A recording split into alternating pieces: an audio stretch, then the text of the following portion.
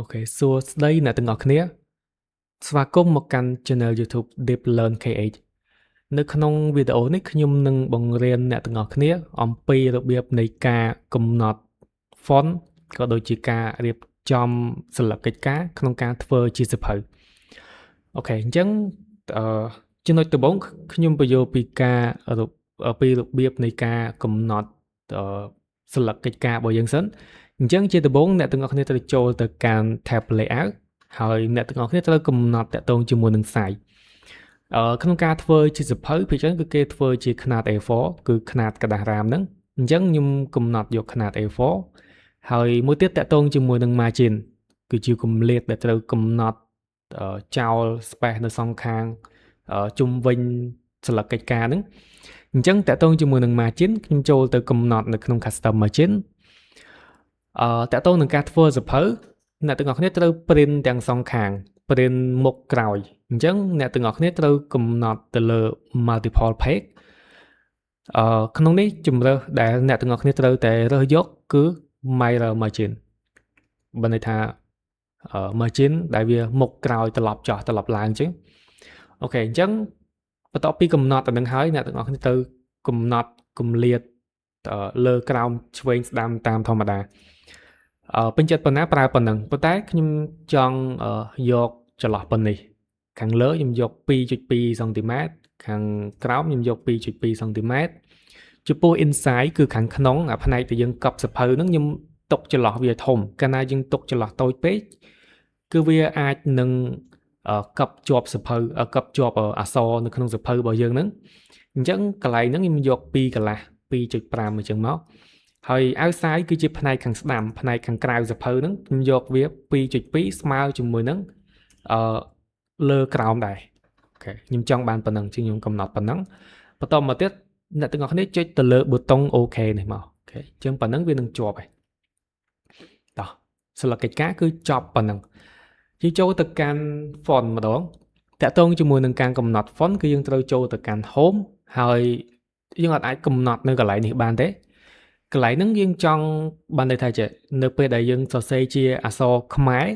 គឺឲ្យវា load ទៅ font ខ្មែរខ្លួនឯង font ដែលយើងចង់បាន font អីគឺវា load ទៅ font ហ្នឹងចំពោះការសរសេរអក្សរអង់គ្លេសបើយើងសរសេរអក្សរអង់គ្លេសចូលវានឹង load ទៅកាន់ font អង់គ្លេសខ្លួនឯងខ្ញុំចង់បានអញ្ចឹងដើម្បីកំណត់បែបហ្នឹងបានគឺយើងត្រូវចូលទៅកាន់ font គឺនៅកន្លែងជ្រុងនេះដែលដាក់ម៉ៅលើហ្នឹងទៅវាបង្ហាញពាក្យថា font ហើយយើងចុចទៅលើហ្នឹងមួយមកតោះអញ្ចឹងនៅក្នុងនេះយើងឃើញថាមាន font ចំនួន2ទី1គឺ Latin text អក្សរ Latin អក្សរអង់គ្លេសហ្នឹងទី2គឺ complex script អក្សរខ្មែរអូខេត្រូវកំណត់ទៅលើ2ហ្នឹងតោះអញ្ចឹងចំពោះអត្ថបទដែលខ្ញុំសរសេរនៅក្នុង document មួយហ្នឹងបើសិនជាមានអក្សរអង់គ្លេសខ្ញុំឲ្យវាចេញ font Calibri ហើយទំហំខ្ញុំយកវា12ហើយ font style អ្នកទាំងអស់គ្នាយក regular ទៅបើន័យថាវាជាអក្សរធម្មតាអត់មានអក្សរ dot អត់មានអក្សរ trade អីទេតោះចូលទៅកាន់ complex script ម្ដងអក្សរខ្មែរម្ដងចំពោះអក្សរខ្មែរខ្ញុំពេញចិត្ត font ខ្មែរ OS សៀមរាបអូខេអញ្ចឹងខ្ញុំ scroll រកខ្មែរ OS សៀមរាបនេះមកចុចប៉ុណ្ណឹងមកហើយ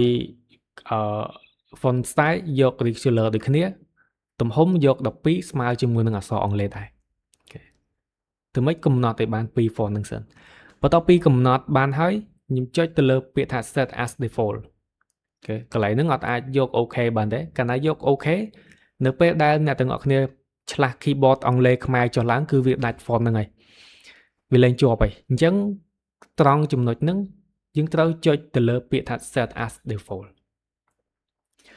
ក្នុងនេះវាសួរទៀតចង់ set ឲ្យតែ document មួយហ្នឹងឬមួយក៏ចង់ set ឲ្យ document ទាំងអស់ដែលបើកមកលើក្រោយទៀតត្រង់ចំណុចនេះខ្ញុំចង់ឲ្យ font ហ្នឹងគឺវាជាប់តែ document មួយហ្នឹងទេអញ្ចឹងខ្ញុំយក set as យកក្នុង set as default ហ្នឹងយក this document only ប៉ុន្តែបើសិនជានៅក្នុងករណីដែលអ្នកទាំងអស់គ្នាចង់ឲ្យបើក document មកបើក file មកថ្មីលើក្រោយទៀតគឺវា automatic ជាប់ file ហ្នឹងជាប់ font ជាប់ set font មួយហ្នឹងអញ្ចឹងអ្នកទាំងអស់គ្នាអាចយក all document នេះបានប៉ុន្តែខ្ញុំអត់ចង់បានលើក្រោយមកខ្ញុំអត់ចង់បានជាប់ font ហ្នឹងទៀតទេខ្ញុំចង់កំណត់ទៅជា font នៃផ្សេងវិញអញ្ចឹងខ្ញុំយក this document only ហើយ OK អញ្ចឹងវានឹងជាប់ font នៅលើនេះហើយតោះឥឡូវខ្ញុំយក keyboard អង់គ្លេសនៅពេលដែលខ្ញុំសរសេរអក្សរអង់គ្លេសទៅវានឹងជាប់ font Calibri នេះខ្លួនឯងគឺ font អង់គ្លេសនៅពេលដែលខ្ញុំបដូរ keyboard ទៅជា keyboard ខ្មែរនៅពេលដែលខ្ញុំសរសេរអក្សរខ្មែរទៅវានឹងជាប់ជា font ខ្មែរ OS សៀមរាបដែលខ្ញុំបានកំណត់នៅក្នុងកន្លែងដែលខ្ញុំ set font មិញហ្នឹងអូខេអញ្ចឹងកាលណាវា load font ទៅតាមអក្សរបែបនេះគឺវាមានភាពងាយស្រួលនៅពេលដែលយើងធ្វើជាសៀវភៅយើងមិនបាច់ចាំពិបាកក្នុងការ select អក្សរអង់គ្លេសទៅដាក់ font អង់គ្លេសទៅ select អក្សរខ្មែរទៅដាក់ font ខ្មែរទេអញ្ចឹងវាជួយការងារយើងបានច្រើនដែរធ្វើឲ្យយើងសរសេរសៀវភៅបានលឿនជាងមុនព្រោះធម្មតាពេលដែលយើងសរសេរសៀវភៅវាច្បាស់ជាមានអក្សរអង់គ្លេសហើយគឺយើងសរសេរទៅលើពាក្យបច្ចេកទេសណាមួយវាមានអក្សរអង់គ្លេសហើយអញ្ចឹងយើងចាំបាច់ត្រូវការកំណត់អាហ្នឹងដើម្បី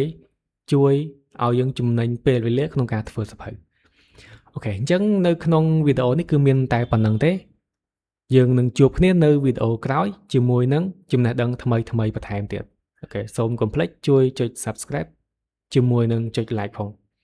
អូខេជម្រាបលាជួបគ្នានៅវីដេអូក្រោយ